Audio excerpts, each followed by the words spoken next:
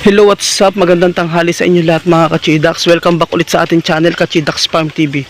So for today's video mga kachidax ay medyo nalungkot ako sa nangyari dun sa aking inahin, dun sa isang itlog.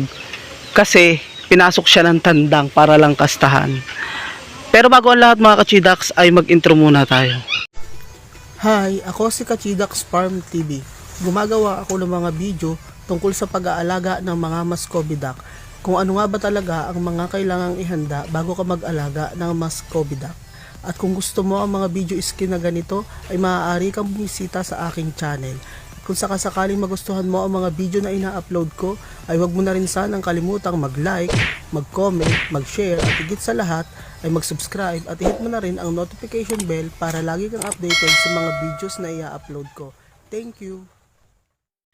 So at ayan na nga mga kachidax, lumabas yung tandang, ay yung inahin ko mga kachidax. Ayan o. Ayan. Alam niyo ba kung bakit? Kasi pinasok siya ng tandang para lang kastahan. So nabulabog yung paglilimlim niya. At ang nakakalungkot doon ay nabasag yung isang itlog. Ayan o. So kung makikita niyo mga kachidax, ayan pa dito, nandito pa sa tabi yung ano, parang medyo basa pa kasi may sisiw na siya mga kachidax, kaya lang nabasag nung inahin kasi pagpasok nung tandang yun bigla siyang nagwala-wala, nakastahan siya. Ngayon nabasag yung isa, hinagis ko na dito, nasa na ba yun, ito mga kachidax. So ayun ayan yung itlog na yan, buo na siya may sisiw na kasi malapit na yung magpisa yung inahin ko na yun mga kachidax. Baka mga 5 araw na lang magpipisa na yun, o baka nga wala ng 5 araw. Mamayang gabi mag-iilaw ako para malaman ko kung may similya ba lahat mga kachidax. Sayang yung isa, imbis na makakadagdag na yun sa sisiw, pero okay lang, mas malaki yung kapalit niyan kasi ang natitira na ditong itlog ay 15 ulit mga kachidax. Kasi di ba nadagdagan ng isa, naging 16, tapos tinitingnan ko kung magdadagdag pa siya, hindi na siya nagdagdag mga kachidax. Kaya ayan, bilangin natin, nabawasan ng isa, 3, 6, 9, 12, 15, balik sa 15 egg mga kachidax. Ganun talaga yung mga tandang ko minsan, binubulabog niya yung inahin. Dati ang dami ko ditong manok, kahit naglilimlim, kakastahan pa rin, papasukin pa rin sa pugad. So okay lang yan, marami pa naman ang magiging kapalit niyan. O silipin na rin natin to. Ito mga kachidax, ang bigat nila kasi alaga sa feeds, Galimax tapos mais yan, kaya ang bibigat yung mga yan. Tapos mga kachidax, silipin na rin natin kung ilan na ba yung mga itlog dun sa pugad area mga kachidax. Puntahan na rin natin. Pero dito na tayo dumaan kasi para makita nyo rin yung mga nakabilad na mais. Yung mga ilang araw tong ibibilad, siguro 1 linggo o kaya 10 days. Tapos 3-3 na rin namin.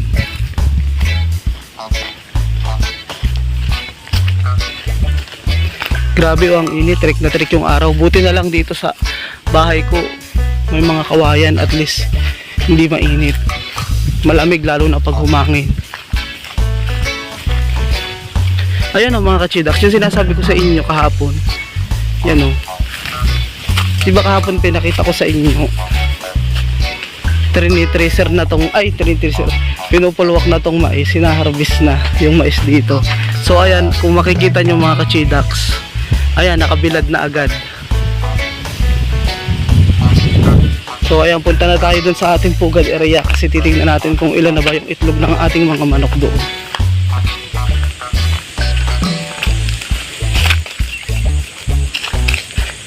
Tapos may dadagdag ditong inahin mga kachidax kasi yung kasosyo ko sa pagmamanok ay nilagay niya na dito yung isa niyang inahin. Kaya lang itinali kasi nga hindi namin alam kung saan siya dumadaan, nakakawala.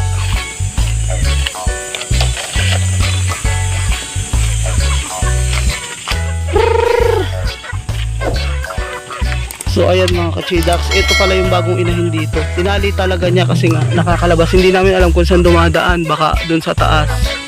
Kasi siya lang yung nakakalabas So kailangan na natin magawa ulit, magdagdag ng pugad. So, silipin natin. Ito na naman tong isa na to. Ayan mga ka-chidax, dalawa pa rin yung itlog dito. Dalawa. Baka mamaya mga itlog. Ang kulit-kulit mo ah.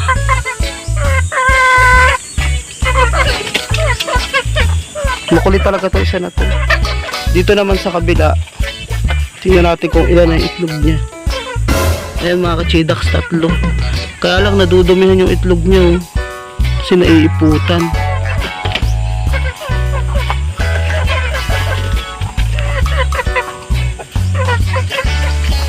Grabe yung tandang, ang laki.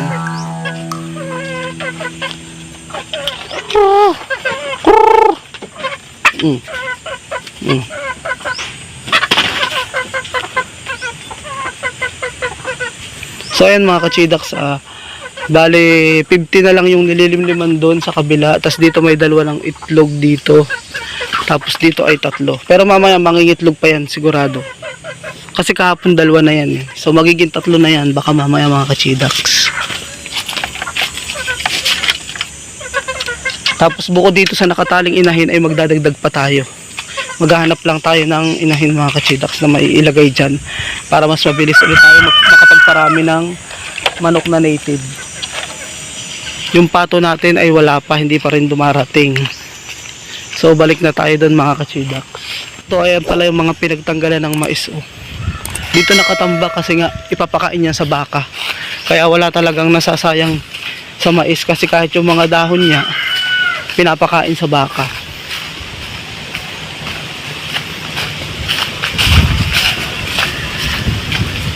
Alam nyo ba mga ka-chidax, itong inahin ko na to, dati doon sila nangingitlog sa dati kong pugad area. Ano yan, 10 inahin. Kasama pa yan, kaya matagal na yung inahin na yan. Yan o. 10 pa yung inahin ko doon mga ka-chidax. Tapos, yung mga anak niya, naging inahin na rin, nakaitlog na rin. Dito sila dati sa pugad area ko. Dito nakahanay sila dito. Kung makikita nyo doon sa mga old vlog ko, ayan, ito pugad area yan, hanggang dito yan, hanggang dito nakahanay dyan sa loob yung mga pugad, maraming pugad dyan, at dumating sa point talaga na lahat ng pugad ay naitlogan. Yung iba nga mga ka-chidax ay nagsama pa sa iisang pugad, tapos ang dami talagang itlog. Tingnan nyo, pansinin nyo doon sa mga old vlog ko, hanapin nyo nung mga panahon na hindi ko pa to pinapasira. Kasi nga, aalis ako kaya ako to pinasira. Pero, dahil medyo matagal, ay baka gagawin ulit natin to. Ito lang, itong banda lang na to, itong parte lang na to. Gagawin ulit natin dito. Kasi lalagyan din natin ng mga pugad dito. Kasi nga, itong manok na inahin dito, ay dito na nasanay. Gusto sana naming ikulong, kaya lang, ayaw niya magpahuli kasi nun. Kaya dito ko na lang siya pinapaitlog, at least hindi nawawalan dito ng mga manok mga ka-chidax. Ito, ayan, gagawa na lang natin yan kasi may mga kawayan pa naman, kumbaga bububungan na lang ulit natin ng tarapal, tapos doon sa likod tarapal lang din. Simple lang mga ka-chidax, tapos lalagyan na lang ng pugad kahit 3 pugad. Kasi maglalagay ulit ako dito ng ibang inahin, ikukulong ko mga ka-chidax. Para at least 2 yung area natin na tinitingnan. Makakapagparami ulit tayo ng mga manok. Tas bibili na pala ako ng pantanda ng manok kasi lahat lalagyan ko na to ng tanda sa paa. Tapos ito naman, pag napisa na to, ang gagawin ko naman tanda dito, puputulin ko na lang yung kuko para magkaroon ng tanda mga ka-chidax. Kasi itong mga nandito, hindi ko nalagyan talaga to ng tanda kasi hindi naman ako naglalagay ng tanda sa mga manok mga ka-chidax. So nung panahon nun, ang dami kong sisiyo, siguro mga 50 plus na pisa. Lahat yun walang tanda. Nung nakuwala, hindi ko na alam kung saan sila pumunta. Kaya ito, ayan, mga nakakulong talaga. Hindi ko na lang muna pinapagala. Pero di balita, sa susunod papakawalan din natin yung mga yan pag nakabili na ako ng pantanda ng manok mga ka-chidax. So at ayun lang ang vlog natin for today's video mga ka-chidax. Maraming salamat sa lahat ng mga manonood ng video ko na to at sa mga videos na i-upload ko pa. Bye bye guys, see you next vlog.